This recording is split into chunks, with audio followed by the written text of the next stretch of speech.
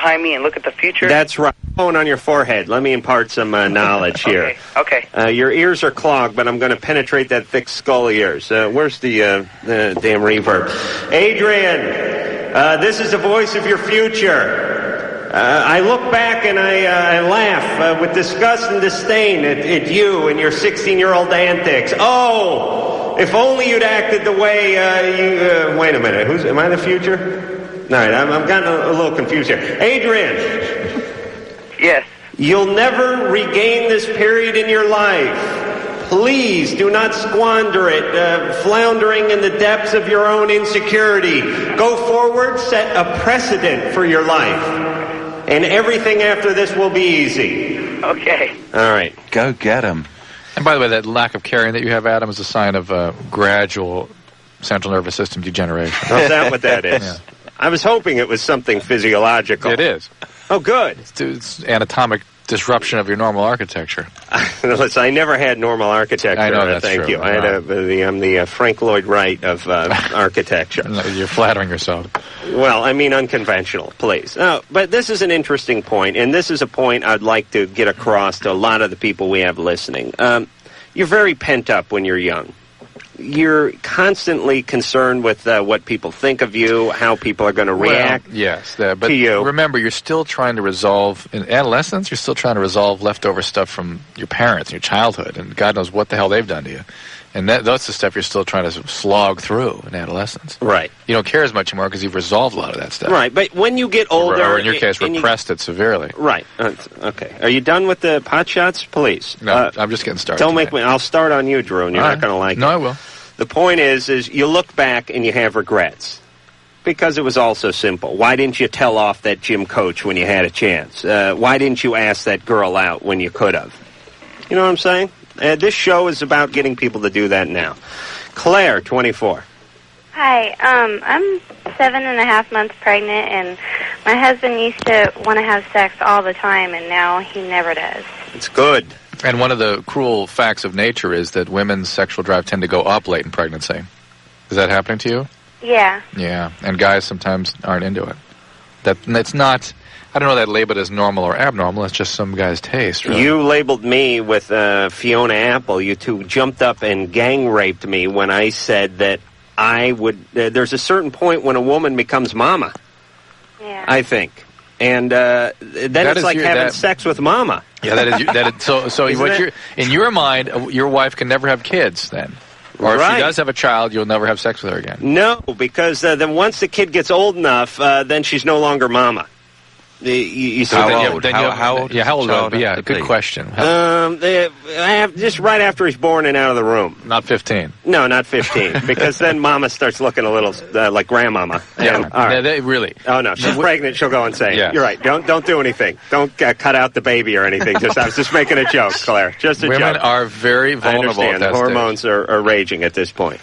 Claire, here's the situation. And I swear to God I can't be the only guy who thinks this way. You have this huge thing in your belly that represents his child, and when he has sex with you, it's almost like he's in danger of hurting his own offspring with his penis. It really is. Yeah. And there's a whole psychological thing that goes along with that. Please, I think you're being very literal about it. Yeah, I guess I am kind of mechanical, but...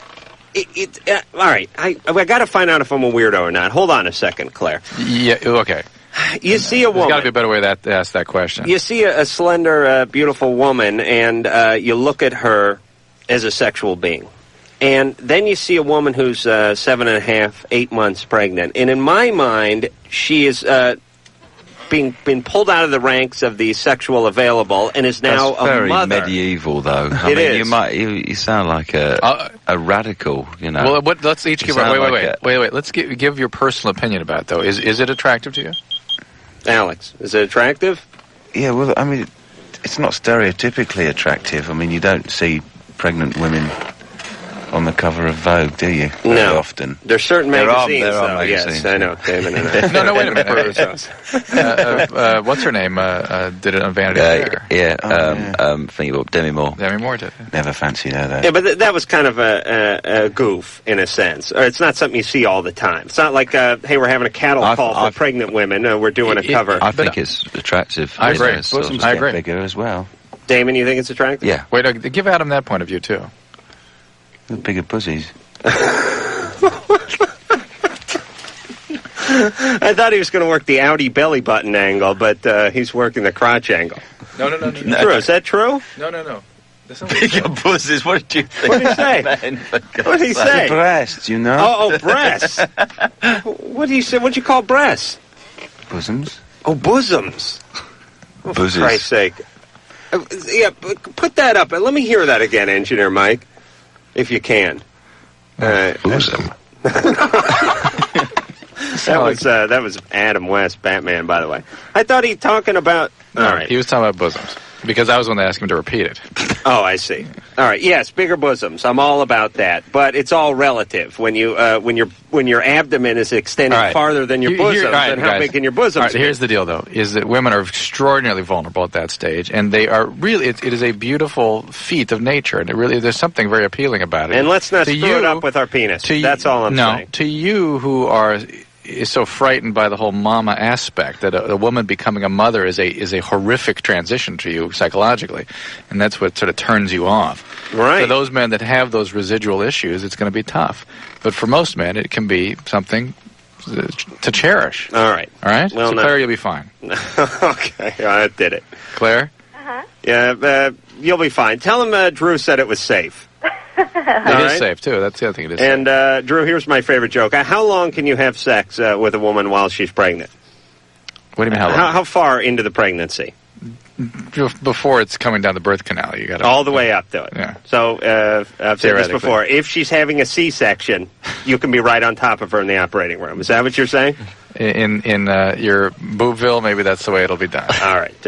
Are we going to play... You want to play a song now? Yeah. Okay. You queued up there, Engineer Mike? This is new from Blur. It's off of Blur. It's called Song 2. Phone number for Loveline, 1-800-LOVE-191. Fax number 310-854-4455. I'm Adam Carolla. That is Dr. Drew. He's a board-certified physician, an addiction medicine specialist, and Damon and Alex are here from Blur, and the rest of Blur will be in here during the shift change in about 35 minutes or so. The hell business I want to take care of. Matthew Sweet on Thursday. Just want to respond to a article that Drew brought in. Where's this article from, Drew? Somewhere in Arizona, but it was somebody we interviewed with in Kansas City. All right. Here's why you can't believe anything you read. Although, that's why I never read, actually. Thank God I never learned to read. Yes. I was never misled this way. Anyway, it's an article about the show, and it says, Adam Carolla, longtime Los Angeles disc jockey and bachelor. Long-time Los Angeles disc jockey. That's curious, because I've... let me think back. Drew, how many shows have I ever hosted? One. One? This one. This one. And by the way, you're not disc jockeying on this show either. No, but I'll let that one slide. A long-time Los Angeles disc jockey. I've never worked in radio. Yeah. I got into radio a year ago. Yeah. What is that? Why are they always wrong? The press is always... Do you guys get a lot of that? That's a fairly minor kind of it is detail, though. No, I'm not offended by it, but it's just sort of underscores the point that people talk. Thank you. They're inaccurate many times. Well, you read something about yourself and you think, oh, no one's going to believe that. You imagine this, though. We say do one interview at the beginning of a sort of an album's life in England, and then it gets service to every single country in the world. Right. And sort of 8 months later, you arrive in Singapore, and it's kind of just mutated into a completely different thing, and then everyone in Singapore thinks that you're kind of basically everyone gets it.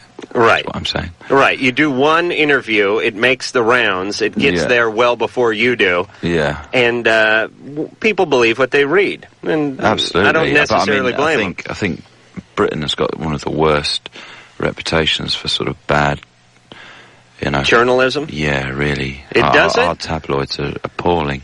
But you got to be behind the whole page three girl, don't you? I mean, as long as the pictures are good, who cares? It's a quasi dicey journalism when right in the middle of the paper, hey, there's a big busty topless chick. I don't say it's a bad thing. We have daily papers devoted to that. Oh, you do? Yeah. They come out every day? Yeah, it's called The Sport. Adam's moving to Britain. All big busted... yeah. They like the big breasts in Europe, in England, don't they? Not as much as America. Big ones, You small ones. invented the implants. That's what I say. God bless America. That's why this country's That is number one of the worst things about You don't America, like that? is the breast implant. I find it. But you got to admit, you thought it was cool 10 years ago when only a handful of women had a handful of breast implants. I didn't really sort of register that. I just thought they had big... But don't you think it's gone out of vogue because everyone is now into it now, and by the definition, whenever anyone does enough of one thing, it sort of drops out of popularity? It's not so hip as it was, is it? No. No, now there's the whole It's magazine. just so anal as well. You don't agree with that? What if a woman has very small breasts? Would you think it's a good I like idea? that. Oh, you do? Yeah, I don't mind that. Okay, you're out of here, Alex. Go. Take your beer and leave. What name is that? Lucena. Yes? Is that your name? Yes. All right, you're 17. Yes. Actually, I'm going to be fawning indulgent for a moment. I like to speak with Blur. Hello. Sorry. Basically, I love all your records. I have them all.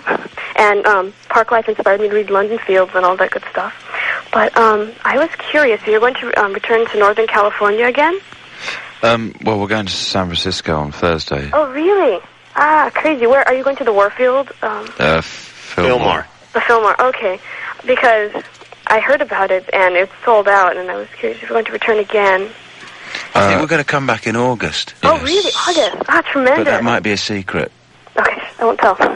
And basically, I've just purchased Blur, and I think it's brilliant. Oh, it's different than the rest, but I think that's sort of something that the other records were lacking, because I got sort of sick of hearing about like transvestite bank tellers and all that. Oh, well, that's good. But I'm pleased you like it.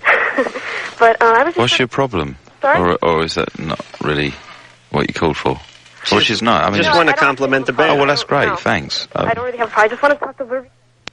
You get very little press in the United States, and I have to like buy 6. It will all change very soon. Will it? Because they're going to take the world by storm. Well, you know, I'm kind of not bothered about that sort of stuff. Taking the world by storm. On theme from Retro, what does the man say at the end of the song? Actually, that's tape from a bar in Los Angeles, which we're going to tonight. It was a conversation that we had with this kind of really stereotypical. Well, he was saying something about like. What was he saying exactly? I was sort of trying to figure it out. He's saying, what's he saying again? What is it? Something about machinery or equipment You're or the only something. genuine people in here tonight. Uh-oh, what is that device there? Oh, okay. There you go. That's what he's All saying. right, Lucena. Yes, this is tremendous. I'm sorry. All right, go camp out for those Blur tickets in August. I live sort of far away, so. Okay, well, bring a jacket then. I will then, okay. Okay. Thanks for calling, darling. Cheers. All right, I'm sorry, Drew. Stuart, 37. Hello. Hey. First of all, like I said, I think you guys are great. Okay, and Us or Blur? you guys, Drew, Adam. No, Blur's good too, though, right? Yeah. Yeah, okay. Yeah, Sure. I don't know much about him, but anyway, It's a thing. Which one of you is Blur? I forgot to ask that. Uh-huh. Go ahead, what's up? I suffer from, I don't know, lack of better terminology, what I think is called rooster chest. And basically what this comes from is I grew up in a very dysfunctional family with an abusive father, and there was violence involved in a lot of anger and stuff, you know, and I didn't know how to deal with it. You know, I was young. And how did you deal with it?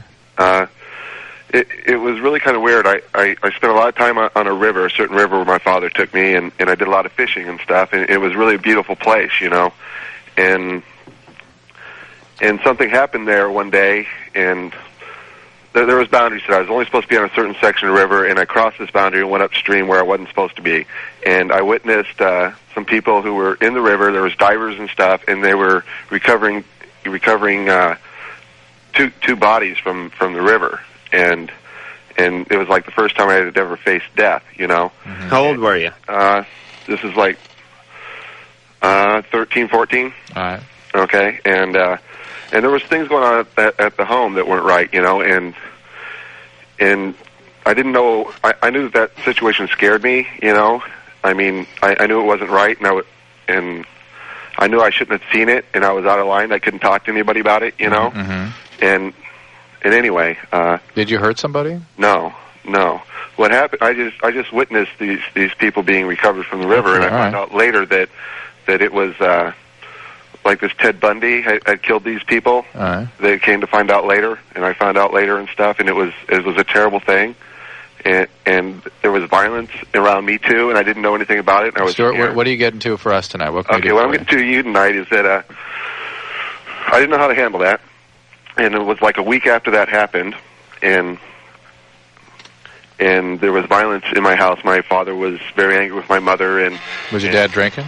I don't know at that time. All right. I don't know. I just know that there was violence. My mother had like fallen into the laundry room, and my father's over the top of her, and it wasn't good. And I was scared, and I had all this happening, and I jumped up in between him and my mother, and I said, "No, don't hit my mother anymore." I mean, I was upset about it. That's appropriate. And he stopped.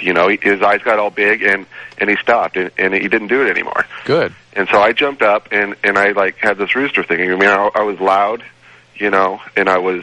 So that's where you first learned how to do that. Yeah, and I was imposing. Do you get a lot? You get in a lot of fights and stuff now?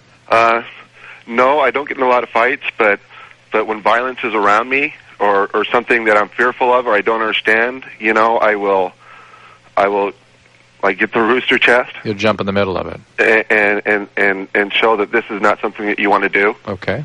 What do you do for a living? I'm a carpenter. Oh, really? Yes. Because I've worked with these guys my whole life. Do you have guns? No. Oh, really? You just kill people with hammers? No. All right. Stuart, what do you do? Framing, finish? Start to finish. Oh, really? Yes. Uh-huh. Okay. Could have used this guy a couple weeks ago. I certainly could have. All right, Stuart, you have sort of a chip on your shoulder. Okay. No, but it's an interesting... But it's a good chip. Yeah, at least it started for a good reason. It was nice you're courageous enough to stand up to your abusive father, but now it's turned into a lifestyle. Yeah. And I imagine it's affecting your relationships. Well, that's my problem. My real problem right now is that this person that I really care for and stuff, we've had some problems with communications and stuff, and I feel like I have had a rooster chest, and I asked her if she's afraid of me or if she thinks I would hurt her or her animals and stuff, and she tells me no, I'm not afraid of that. I just don't like the way you act sometimes and the choices that you've made. All right, but Stuart, don't feel bad about your rooster chest. I myself have a baboon ass. Okay. So we all have our crosses to bear. All right, but very Stuart, red and bulbous. Stuart, the issue in your relationship is probably not so much the way you defend against crises, which is really what you're talking about. I mean, you get involved in these sort of critical interactions amongst people and throw yourself into them and try to break them up. It's probably more a function of how you relate to other people in relationships just by virtue of having been in such abusive family circumstances. I mean, you can't come through that kind of a family system without being severely injured characterologically in terms of your emotional makeup. And in terms of emotional makeup, discovering bodies, never a good thing. Well, it really isn't. But having I don't care how much you want to argue with me. You'll never convince me that discovering bodies is a good thing at 13. That and having vivid memories about it and unresolved issues about it, and then all this anger and chaos that sort of erupts out of it.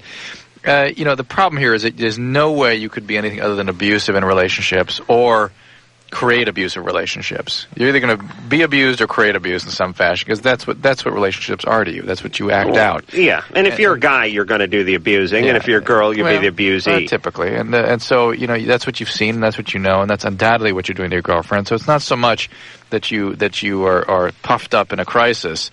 It's that in general you probably are pretty non-empathic to your girlfriend, and probably fairly abusive. And look at that, and look at those behaviors, and see if you can really try to put yourself in her position whenever you're sort of behaving in one of these ways that you call the rooster chest. All right, so you know what you're doing. You've intellectualized it. Now you got to start living it. And changing it. Yes, and we'll be back with Blur.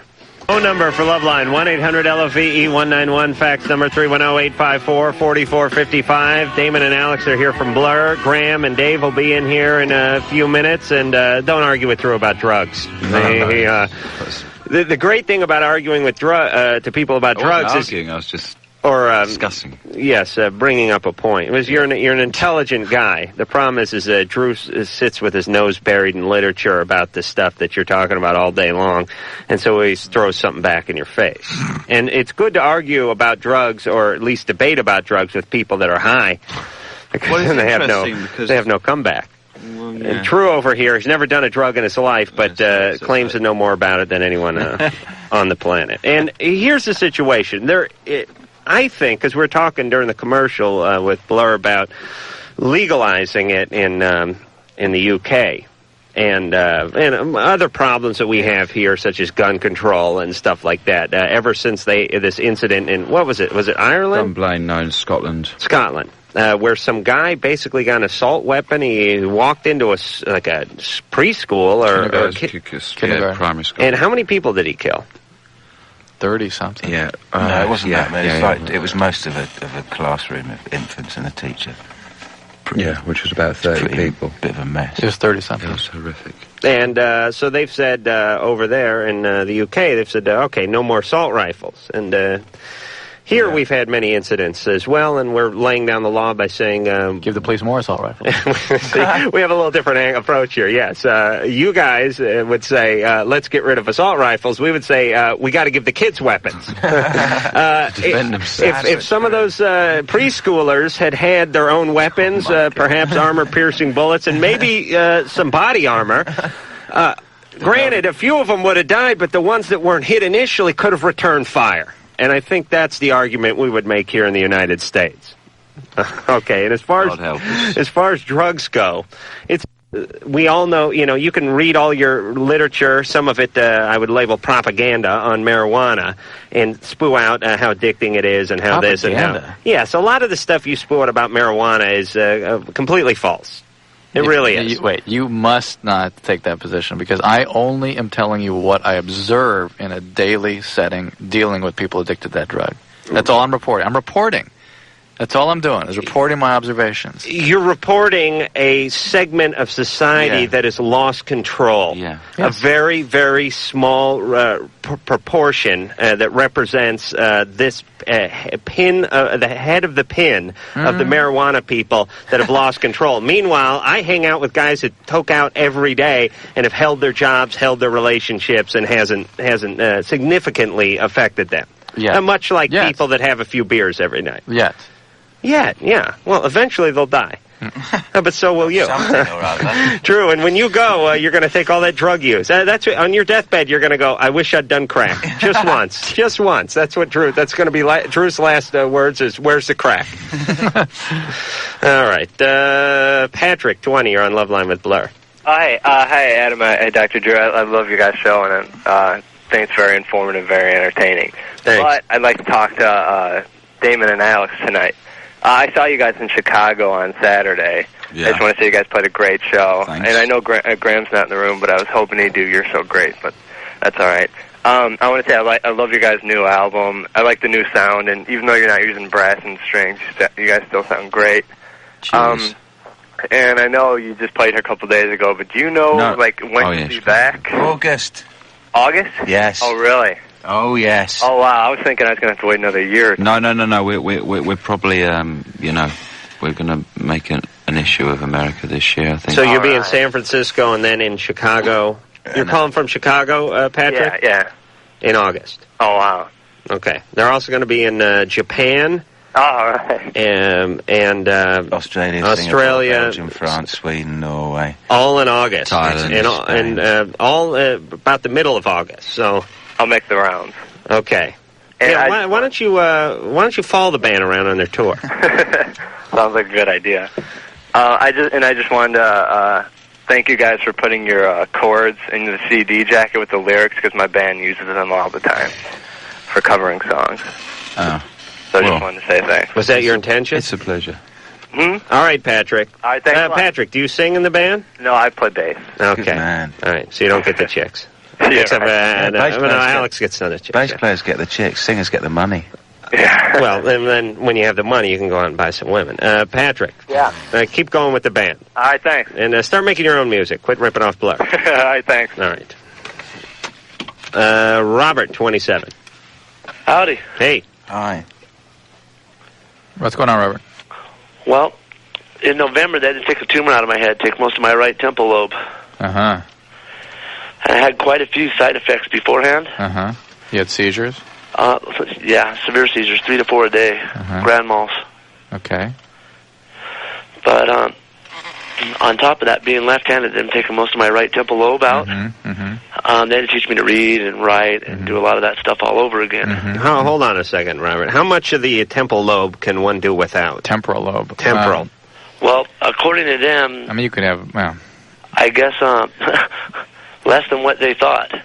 Because they told me more than likely after my surgery I'd probably be a vegetable because being left-handed, my right temple lobe controls most of everything. It's language. All the language. That's the dominant hemisphere, and so language and whatnot is in there. Right. And because of where my tumor was in my temple lobe, it was in the canal between the two temple lobes, but it attached itself to the right temple lobe. Right. I don't want to get too graphic here, but Drew, how do they get at that?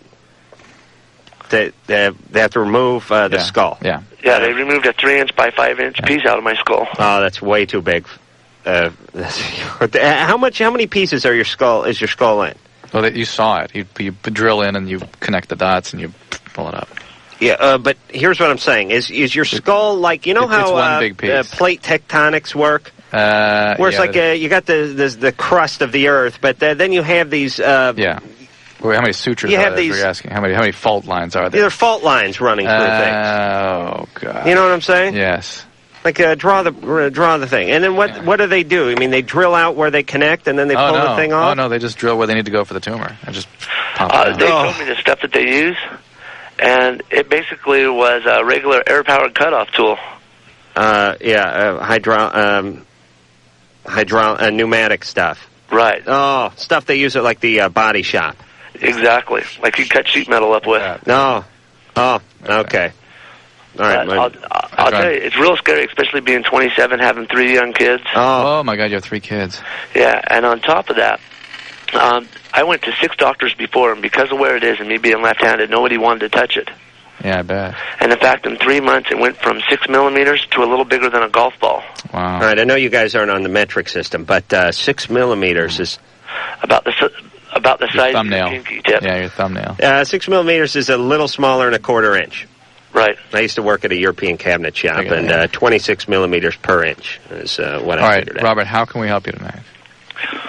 Well, for one, I want to know how common it is for people my age to have a tumor, especially one. Very rare. The type I have is astrocytoma. You have an astrocytoma? Yeah, astrocytoma. Are they giving you radiation now, too? Hopefully not. I still have to wait. Okay. It's a what? Astrocytoma. The one you mentioned is the name of George Jetson's dog, by the way, Robert. This is a different thing. All right, but you sound like you came through it okay. Well, I came through it great, and the only way I can figure I came through it was because of the will of God. Mm-hmm. All right, but who put the tumor there? I mean, you got to figure God in on both ends of this one. I have a hard time figuring God would deliberately make you suffer. Hold on, producer Ann had a good point. The devil put the tumor there. That's right. And was the will of God that made you come through the surgery. What are you doing for your kids? When you get 5 doctors saying you have 8 months to live at the rate it's growing. What are you doing for your kids right now? What am I doing for my kids? Yeah, I mean, how are you caring for them? How are you preparing them? My wife is doing a lot of it. Yeah. How is she doing? She has done great for it. I'll tell you, if it wouldn't have been for her, I probably wouldn't have made it through the emotional state of it just alone. How did this present initially? Just tell us how you figured out there's something started with severe headaches at first. Okay. And then what? And then it grew from there, and they got worse. How long did it take you to get into the doctor? I had a fainting spell after the headaches had started for a couple of weeks. Yeah. All right. And they rushed me to the emergency room from work. Well, they immediately, from the symptoms, thought it was an aneurysm. Or spinal meningitis. Right. Okay. All right, Robert, you're very courageous. Good luck. This is I'd like to talk to his wife. If you guys want to maybe switch, see if Robert's wife is available, maybe just put her on the line. That'd be interesting to talk to her. I mean, that's really where the Loveline problem is right there. How's he doing? What kind of tumor is this? It's not a good one. But they removed it. No. Why not? Let's just... Okay. We're talking about that Robert on the line. Oh, well, I'm sure he's up to date on everything, don't you think? Mm. Okay. All right. How's the tour going, guys? Good? Okay. Very well. All right. Okay. You know, my job is to make fun of people when they call in, but the brain tumor, it's really difficult. I have, reservations about making fun of anybody or poking fun at anybody who's had part of their skull removed so that they could get at a golf ball size tumor. But he was pretty lucid. And his vocabulary was bigger than most people in radio. If anybody wants to know about how... He really could get into radio. He could still work radio. How protein and variable the effects of injury to various regions of the brain can be, I can recommend a book called The Man Who Mistook His Wife for a Hat. Yeah, Sachs. Yeah, great book. He just wrote another one, I forget the name of it offhand. Wait, how do you know that book, Damon? Because I'm not an illiterate idiot. Oh, okay. I was all wrong about the band. All right. Because I've just revelation. Attention. Damon is not an illiterate idiot, and for that he must leave. I am actually. Robert's wife is on the line. Oh, okay. We'll talk to Robert's wife. Graham and Dave are going to come in, and then maybe we'll have Alex and Damon back, and we'll have one big whack fest at the end here. We'll pat each other on the fanny. All right, Dave and Graham are here from Blur. Damon and Alex have stepped out for a beer and a powder. How can you guys drink Budweiser, by the way, after being from England and enjoying all that great beer there? You're speaking to the sober half of Blur. Oh, okay. Are you guys deliberately sober? Yeah. Oh, that's good. Are you both sober? Yeah. Oh, really? How long have you been sober? Him for longer, me since June. 8 months, 4 years for me, something like that. Oh, congratulations. Do they have all the same 12-step programs and all that AA and everything in England? I'm sure they do. I think it's worldwide. Are you involved with that? No. You just did it on your own? Mm-hmm. All right. Drew says you'll relapse. What do you... No, it's no big problem. It's just, personal thing. Right. So you weren't, what was it, booze or drugs or what was it? Booze, yeah. And... Addicted to haircuts, look. Yeah. That's all right. It looks in today. I can't do anything with my hair. You want to see my hair? Yeah. No, seriously. Seriously. Drew, cover for a second. Turn the other way. All right. Oh, can't stand it. What is that? What is that? It's hair. Oh. It's like a fleece. It's like an eagle. I have the hair of a black man. All right. And let's get on with it. Give it back then. The body of an albino. All right. When we left off, we were speaking to Robert. Robert had a very serious brain surgery. He had a golf ball size tumor removed from his frontal lobe, was it? Temporal lobe. Temporal lobe. Where is that? Right here. Right here. How many lobes do you have? How many do I have? Occipital, temporal, parietal, frontal, 4. 4. Okay. Which one's, what's the most important lobe? Frontal. Oh, frontal. Parietal. Well, these are where you're... Is there anything I can spare? No, is there anything? No. Okay. All very important. Okay. And in fact, you would have like personality changes and things just from opening your skull.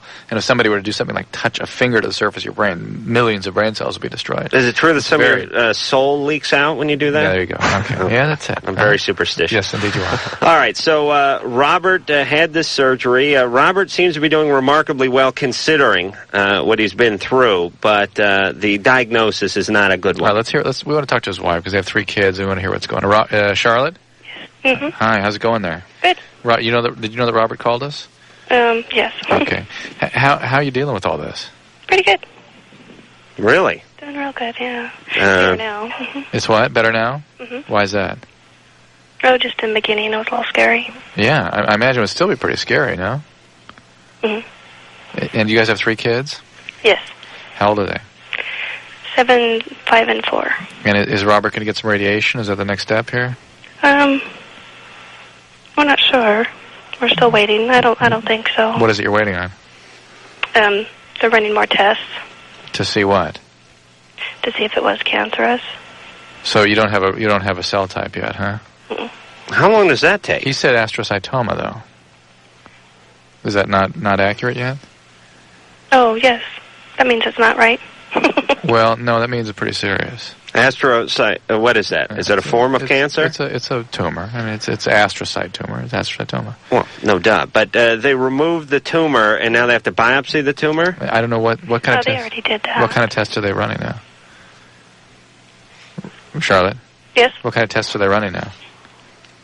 I don't know what kind of test. We're just, they ran a few tests, like, the EEG.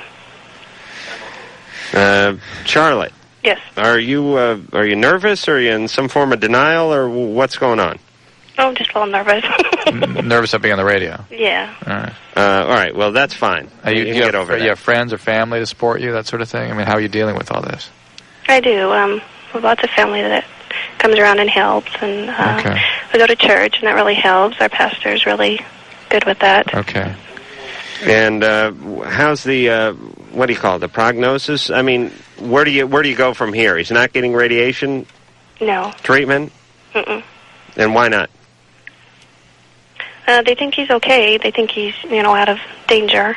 Oh, really? Mm-hmm. Okay. All right. Is that for the, you all right with that, Drew? I'm not treating these folks. I don't know what... it's not appropriate for me to comment since I don't have the actual facts. All right. You understand? Yes. And I don't want to say anything that is going to be overly optimistic or overly pessimistic. It's not fair to Robert or Charlotte. All right. They need to be real clear. Charlotte, stay with him for a second, but be real clear that you communicate specifically with your physicians. Ask all the questions you possibly can. Write everything down. Make sure you're here and understand what they're telling you. Okay? Yeah. It's great that you have the support of the family. I really, you're sort of the Loveline caller here, not Robert. And Robert's doing good. He's okay, and he's out of harm's way at the moment, and he's comfortable. It's all sort of falling on your shoulders, and that's why I was interested in talking to you. I mean, take care of your kids, be good to yourself, stay connected with your family, okay? Uh-huh. All right, Charlotte. Okay. Good luck. Thank you. Bye. All right, let's keep going. All right. You don't trust the diagnosis of the doctor, though, Drew? No, I don't know what the diagnosis is. I don't know what she knows and doesn't know. I don't know what... All right. I need a lot more information. No. Let's put it this way. Anything goes on inside your head, it's a bad thing. Anything, if it's not a totally benign tumor, it is a very bad thing. Okay. Josh, 21. Yeah, I was wondering, I know there's such thing as an LSD flashback, but is there such thing as a methamphetamine flashback? Not really. Why? What's happening to you? Well, it seems, especially if I'm at work, if I'm doing something really repetitive, and working real hard, I seem to feel almost as if I'm on the drug itself. Do you get panicky? Yeah, well, not really panicky, but, I just feel, just the tweaked outness, the, kind of shaky. You get paranoid? A little, and I even seem to have trouble getting to sleep at night on those days. Where do you work? I do construction. Oh, all right. What kind of construction? Drywall. Okay. Listen, your mind is bound to play tricks on you. You do piecework or you work by the hour? I work by the hour. All right. This is the world's worst job. Drywall. I used to hang drywall. You have a few choices. You're either schlepping the drywall from wherever the drywall truck dropped it off, or you're just hanging it piece after piece after piece, screw after screw after screw. It is thankless, repetitive, back-breaking work, and your mind is bound to go other places. How long ago did you get off speed again? How long have I been off it? Yeah.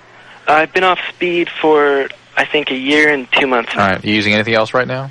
No, I've been clean. It'll be a year on the 1st. Congratulations. All right. The deal is that cocaine and speed, sometimes you can get panic attacks. It's pretty good with cocaine. It's very common, and the panic may not begin until years later after you stop using the cocaine.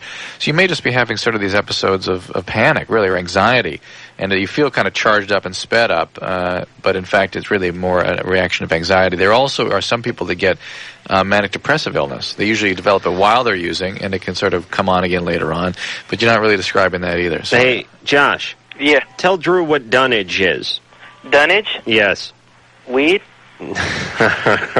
What's dunnage? You're not a real drywaller, are you, Josh? What? No. No, I am. Seriously. What do you mean by dunnage? Dunnage is what they put the drywall on when they stack it. Those little broken pieces of drywall. Oh. Yeah. I don't do the stacking. It's already stocked when we get to the house. All right, Josh. I don't know. Is that the greatest word in the world? Dunnage? That sounds very Anglo-Saxon, doesn't it? I don't know what drywall is, actually. That's what you guys would call lath and plaster. JP. Hey, what's going on? Hey, what do you call drywall in England? Hold on, JP. I've no idea. Like wallboard. Oh, plasterboard, I suppose. Plasterboard. Right. Oh, okay. JP. What's going on, man? You're 18. Correct. What's your question? I don't have a question. I called you last week, Drew. I have a problem. As I told you, I have a severe problem with crystal meth. Doing about a half a gram to a gram to a day, and I've been staying off of it. I've stayed off of it since the night I talked to you. Right, I remember this. Right. You don't remember this, Drew? Go ahead. And I met this girl. I've been going to a 12-step recovery program. I assume you would know which one this is. Right, and I'm sure you also recall that no new relationships for at least 6 to 12 months. Exactly. Well, I did meet a girl. Oh, wait a minute. What kind of program is that? Pardon? No relationships. No relationships, period. No sexual interest whatsoever. None. Anyway, this girl, she's very attractive, extremely attractive. I did not know what to do with this girl. She's absolutely gorgeous, and I went back to her apartment, and I know I should be able to say this over the air. She wanted me to defecate on her, period. Uh-huh. I found it kind of repulsive, but I didn't know what to do, so I left. Good. Okay, that's that. What do I do? This girl's 31 years old. Yeah, but JP, no new relations. No new relations? Right? Isn't that the part of the program? Not even ones involving defecation, Drew. Certainly you'd think the powers that be would look the other way when they heard there was defecation involved. Relationships are supposedly the 13th step, aren't they? That's correct. But listen, and that is what you do not want to do. Let me ask you something, Drew. Is going over to a strange woman's house and defecating on her a relationship, or isn't that more just a weekend? I think it's a relationship. Depends on whether you got toilet paper. Yeah. It was just a one-time thing. No relationships. That's not a relationship, Drew. Crapping on someone is not a relationship. Listen, when a guy goes in and holds up a liquor store, is that a relationship he's having with the guy behind the counter, or is he just holding the place up? Also, not consistent with good sobriety. So, I mean, you don't want to engage in these bizarre activities. Well, really. what if it is something that exists within sobriety that I may want to take partake in? Well, wait till you've been sober a year and then reconsider it. Was she sober as well? She was very sober, of course. She's in NA. How long has she been in NA? About a year. She's been clean, off of drugs completely. She's been in NA that whole year? Correct. Well, you got to go into DA, Dookie Anonymous. Dookie Anonymous? So she's been sober for a year and still, God knows what this woman was into when she was high. I mean, it boggles the mind. It does boggle the mind. Think about this. This woman has been sober for an entire year, and she invites a strange 18-year-old guy to come over and defecate on her. Imagine when she was effed up on heroin and booze. She must be English, that's all I can think. Is she English? Well, yes, she is from America. She's been off drugs for quite some time now.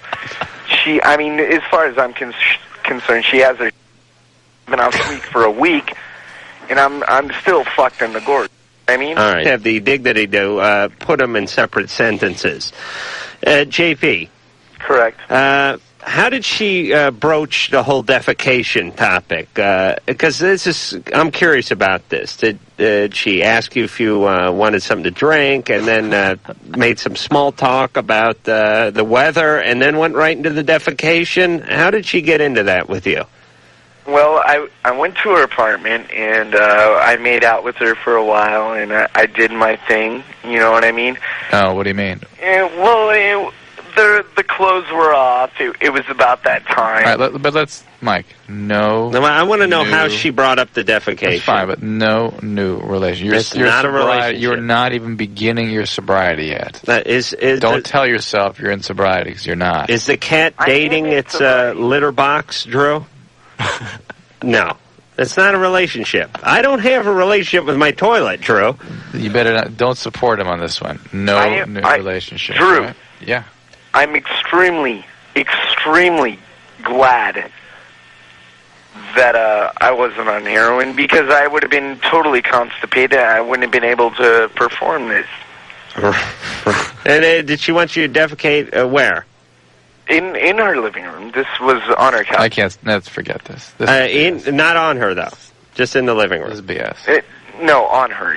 Okay. She wanted this. Okay. All right. She's very healthy. Very healthy. Yes. Well, listen, take her camping. Because this is a problem people have. They go camping, they don't know where they're going to do it, they do it at the filling station down the mountain, and then they go up the hill. This would solve that problem. It's like a porta-potty. Bring her to one of those big outdoor concerts. It'll save a lot of money. People have been waiting in line to defecate on her. All right, JP screwed up, right, Drew?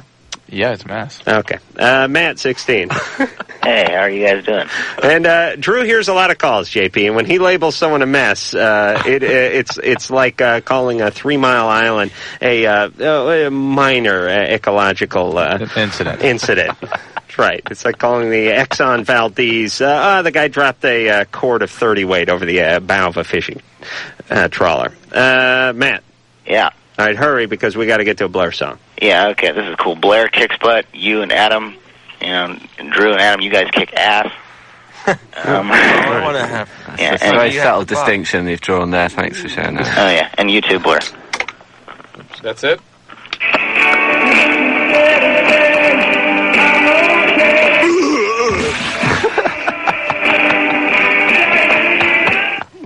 What in the hell's going on tonight? I don't know. It's a very bizarre night. I'll tell you what we're going to do. We're going to play a song from Blur off the Blur CD, and we'll regroup. And perhaps I'll straighten Drew out on the whole defecation thing. Is number 1 okay, Drew, or... No. Okay. Look Inside America is the name of the song. Blur is the name of the band, and give it a listen. Look Inside America from Blur, off of Blur, and we got ourselves a little fax that says how many bones in the face, how many bones in the head, and 8 bones in the skull. I think I have 9. Yes. All right. Drew, I know radio is a very interesting and new dynamic for you going on your 15th year here on Loveline, but the microphone, that's something that you would want to speak into. It's really the only way people can. It's like when you're home, they can't hear you, Yeah. Because you're too far from the mic. All right. Okay. Now we go to commercial. Great. So we just missed the information you were talking about. I didn't say anything. Okay. All right, that's good radio. All right, we'll be back with a more bizarre show with Blur. The Squirrel Nut Zippers. Nice guys, except for, what's his name? Who? Who was the guy from the Squirrel Nut Zippers? I'll never have to do this with Blur, but was it Tom? Once in a while we have a guest. I shut his microphone off 15 times. Yes, did I not? Yes. The guy was getting out of hand. I just said, Engineer Mike, shut off his microphone. And he shut it right off. And he'll do it. Why? Engineer Mike, shut off Drew's microphone. All right, try to talk, Drew. All right, come on, don't be an a-hole. All right, let me try to talk into your mic. Test 1, 2. See, it doesn't work. That's what I love. I love when he does my bidding. All right, Graham and Dave are here. All right, no, okay. All right, enough's enough, Engineer Mike. It's not funny anymore. Graham and Dave are here from Blur. Damon and Alex were in here, and now they're out of here. And maybe we'll have a big reunion in here in a few minutes. But we're during the commercial, we're talking. Drew's house is flooded last night. His wife called crying at 11:30 last night, wanted to talk to me about how to get the water. Like I'm the Pied Piper of Pasadena or something. How to remove all this water because the kid stuffed something in the toilet, right? Right. And let me tell you a toilet story. Well, by the way, Adam was very assuring. He goes, you get a broom, get the water out, just turn on the heat, open the windows, everything will be fine. I went home last night, the house was under water. We had to have a crew of people in there at 1 in the morning. Were you able to sleep? Beautiful. It was wonderful. Yeah, I'll bet. All this stuff going on. The blowers turned on. They're ripping the carpet up, taking out huge bags of the padding underneath. All the padding gone. They pulled the carpet up? Everything's gone. You're screwed. Any of them take liberties with Susan? No. Sometimes when you call guys in late night, to work, they think that means something else. Yeah, very evil, man. Very evil. One time, let me give you a quick toilet story. It has nothing to do with dookie or excrement or anything like that, I promise you. I was watching a friend of mine's dog, and great chocolate lab. And the dog played with a hard rubber ball. It was the size of a tennis ball, but it was pure rubber, hard as a rock. And the dog used to drink from the toilet. And the dog dropped the ball into the toilet. And the ball went down just out of sight and wedged itself into the toilet. And lo and behold, the toilet starts overflowing some hours later, and but I can fix stuff myself. So I say, okay, I'm going to handle this. So first thing I do is I go rent one of those snakes. And do they call a snake? In England, they call everything something else. They call it like a... Snake's a snake in England. Yeah, it is. A plumber's snake. I wouldn't force one down the loo. It's a metal thing with like a handle on it. And so there I am, and I'm pushing it into the toilet, and I'm trying to, and it stopped because this rubber ball. Did you know the ball was in there? I had no idea. All right. And the rubber ball's out of my sight, and the rubber ball is an inch bigger or half an inch bigger than the diameter of the hole it needs to fit through, and it's pure rubber. And I'm taking this snake, man, and I am just doing battle with this toilet like Excalibur, trying to remove the sword from the rock. I mean, I am fighting with thing. I'm ramming, and I can't. And it's all bunching up in there, and I can't see a thing, and it doesn't do anything. So my next move is I pull the toilet. I actually unbolt the toilet. I've done this many a time. I remove the toilet, and I look down the hole there. It's not there. Nothing going on there. Now, I've established that the toilet isn't the problem because there's only about 3 inches of the toilet that I can't see. There's a little jog at the bottom of the toilet, a little trap that traps air so you doesn't get the sewer smell coming right back up. And that's where the ball is. Now, someone tells me, get up on the roof, stick a hose down the vent pipe, which goes up to the roof, and turn it on full. And that'll blow something must be in that vent. I'm up on the roof. I'm down on the thing. The toilet's removed. It's in the living room at this point. I'm ramming stuff into it. And I think I just took a crap in the hole in the floor from that point on. I had a much better story in my head then than what you were telling. I thought you were going to say the dog tried to follow the ball down and got his snout stuck around the U-bend or something. I would have been and I put the snake in the dog's ass trying to get through to the ball. That would have been better radio. Mike, 20, you're on Loveline. Hey, guys. What's up? Nothing. First of all, I have to say, Blur, you guys are cool. I've just heard your 2 songs on here, and you guys sound pretty good. Thank you. Adam and Drew, I've been listening for a long time. You guys are cool. But I got to say something to Drew. I agree with your philosophy on acid and how bad it is, because I just took, a couple days ago, I took 3 hits, and I watched, Adam would know this, but I watched The Wall, got really into it. Right. And that's Pink Floyd, right? Yeah. Forgot to breathe. Really? I was so messed up, I forgot to breathe. Wouldn't that be something that you would do? There's certain things that you do, like it's like your heart doesn't forget to beat. Yeah, but one of the things that sedating substances do is suppress your respirations, and that's how you die of drug use. But is that forgetting to breathe, or no? Is that it's an effect of the drug. I figured that. I was, messed up on acid pretty much, and you took 3 tabs, huh? Well, yeah, I took. They were like white blotter, and I took each of them 2 hours apart. Yeah, let me ask you this: I've all I've taken is half a tab of acid in my entire life, and that was spread out over 6 years. So I really didn't feel any effect. No, I did that one day. But the point is this: how much more effed up could you be? You know what I mean? I mean, 2 tabs of acid. Wouldn't that? How much further do you need to go? Well, the Wall isn't going to take you any further, is it? Well, this stuff was. You take this and you're pretty much tripping for 12 hours straight. Nightmare. I drank a Mountain Dew and watched Stop Making Sense once, and that's as close as I've ever come to this one. All right, so you took 3 tabs. You forgot to breathe. Yeah, And what finally reminded you? Well, I just kind of was sitting there. I'd started the movie again, and it got maybe 5 minutes into it, and then realized I haven't taken a breath in a while. And then at that time, it was so forceful that I had to, I guess the body kicked in, and I threw up trying to open up my wind tunnel. And I sat there for 5 minutes and was super hyperventilating. But so what is your, where do you disagree with Drew? Well, I don't disagree with Drew. I agree with Drew on on the philosophy of drug use, because if you can get that screwed up that you forget to breathe, then what else are you going to forget? And well, how do you think people die from drug use? Yeah, I came close to dying. And scared. Maybe he was eating something and forgot